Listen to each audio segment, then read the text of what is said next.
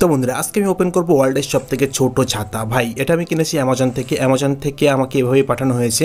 এখন বক্সটা ওপেন করে দেখি ভাই এটা একটা capsule, it's like A capsule. এটাকে পেজ দিয়ে খোলা যাচ্ছে, চলেন খুলে দেখি ভেতরে কি আছে। ভাই বড়ি থাকবে নাকি? ও ও এটা কি?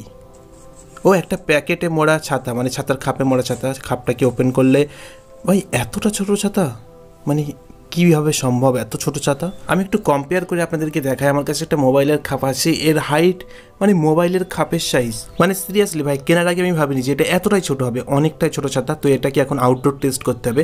আউটডোর টেস্ট করার জন্য আমি ডাকবো আমার পিচ্চি বাহিনীকে। তো আমার পিচ্চি বাহিনী হাজির। ছাতার যে রড এটাও মোটামুটি বড় আর যথেষ্ট মজবুত, আমি যেটা দেখলাম। অ্যান্ড কাপড়টাও খারাপ না, বেশ ভালো, কালারটাও বেশ কিউট। এখন ছাতাটাকে যদি আপনি খুলে হালকা করে টান দেন তাহলে দেখবেন ছাতাটা ওপেন হয়ে যাচ্ছে, মানে বাচ্চারাও টান দিয়ে খুলতে পারবে।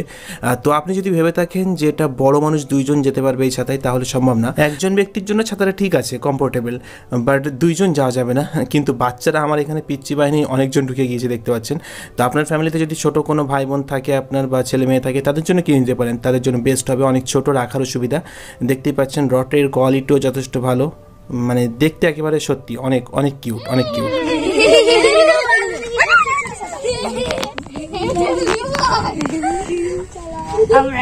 তো এই ছিল আমাদের আনবক্সিং ভিডিও। এই ছাতার লিঙ্ক আমি ডেসক্রিপশনে দিয়ে রাখবো, আপনারা চাইলে চেক আউট করতে পারেন।